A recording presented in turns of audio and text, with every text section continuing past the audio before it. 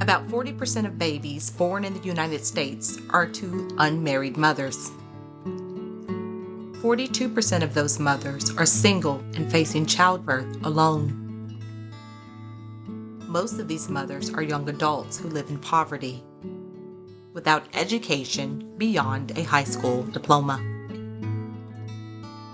Now, this is according to the Grief Recovery Method website. What's also indicated on the site is that these women did not intend for these things to happen. Loss is what impacted them.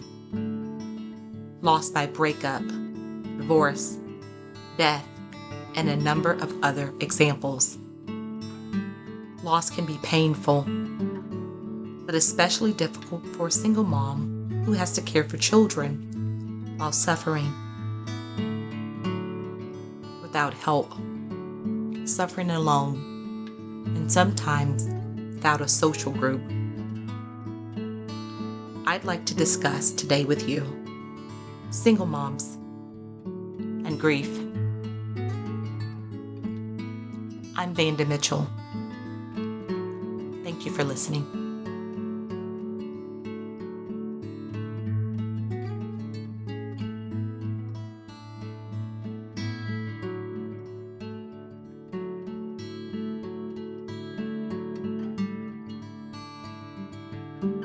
Children.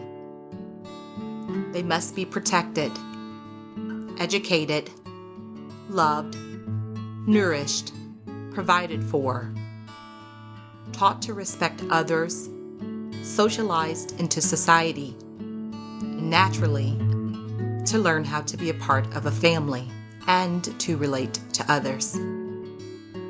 They require time, resources, patience, and parents who are stable financially, mentally, and physically. This may be typical for a household with two parents, not necessarily all the time.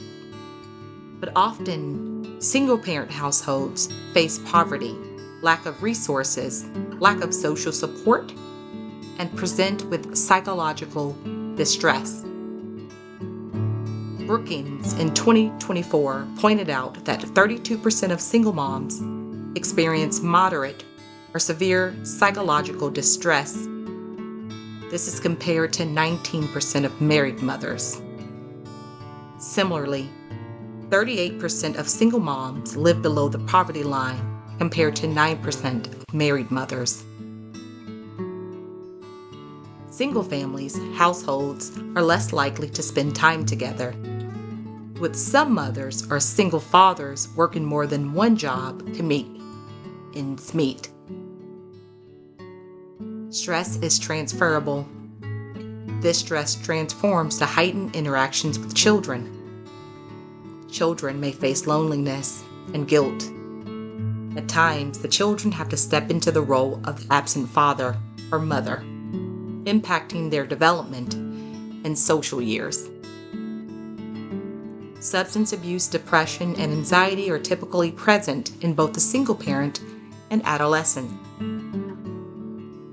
A 2017 study also pointed out that single moms who do not cohabitate adversely impact the psychopathology of adolescents.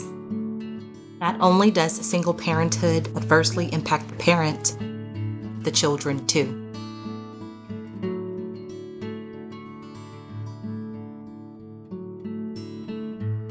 There's a website called Single Moms by Choice, but an article written by Nikita Parsons told a different story. Well, in a way. Nikita spoke of the onset of grief upon facing the reality that her vision for her life changed once she became a single mother through IVF. She wanted a husband, followed by children, but at 42 and single, she had to make a decision. Nikita went through a grieving process of what she referred to as a jumbled mess, which finally led to acceptance that she would only get part of her vision for her life at that moment, a child. But a child she would have to parent alone. Nikita felt accepted that others on the site also grieved, Unfortunately, this is one of the most authentic sites and one of the most authentic examples of what mothers may feel when parenting alone. Most peer-reviewed research details the psychological and emotional aspect of single parenthood.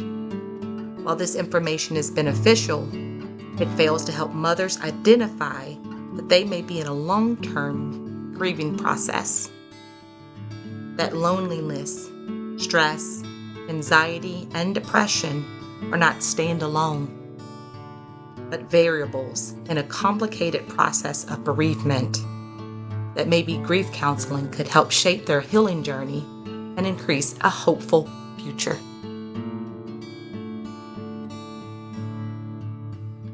And I'm hopeful as a single mother of two. Even when facing physiological impacts of restlessness and sleeplessness, there are many times when I too get irritated.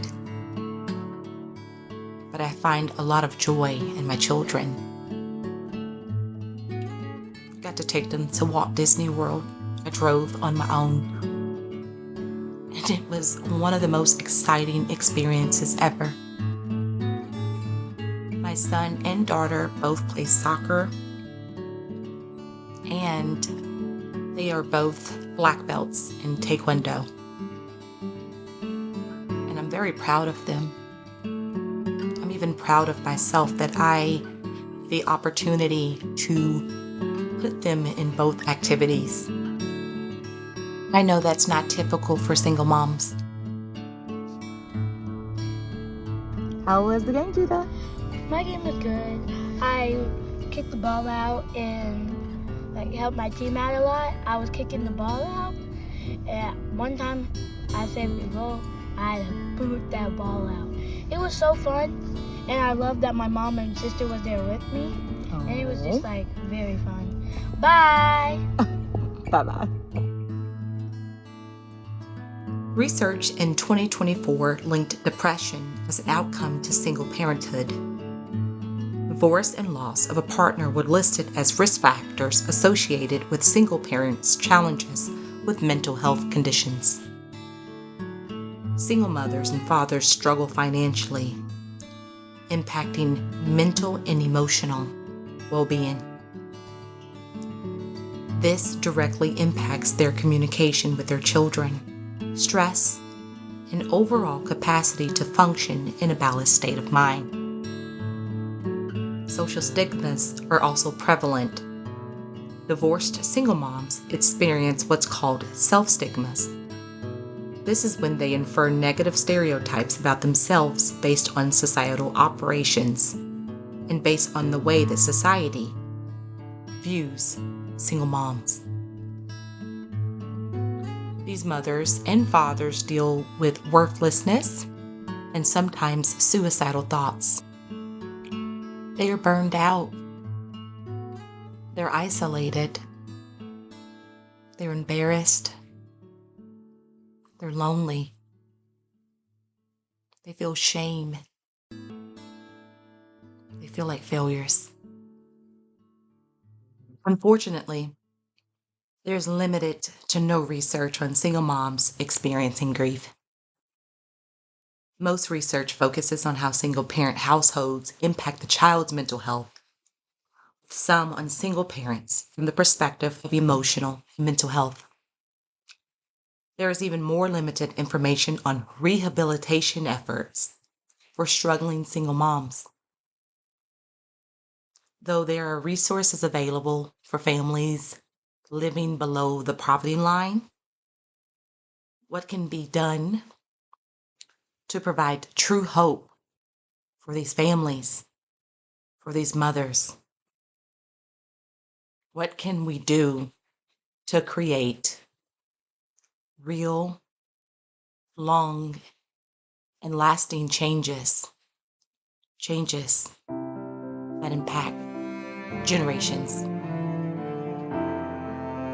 We need more research on grief and loss and how it impacts single mothers. We need social communities and specialized grief therapy. We need help beyond diagnosis of depression and anxiety.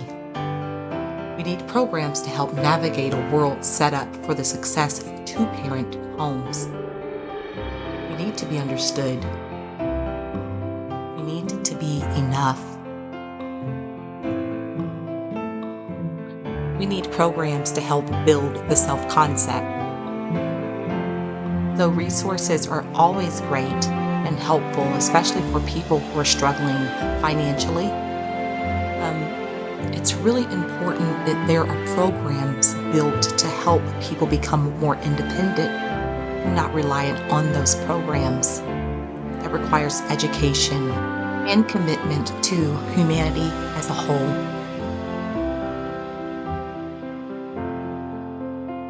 Ecclesiastes 9:11 says, "The race is not to the swift, nor the battle to the strong, but time and chance happens to them all."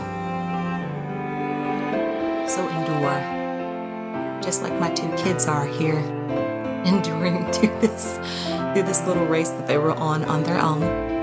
There's no comparison, just them, just resilience, just effort and love. Thank you so much for watching.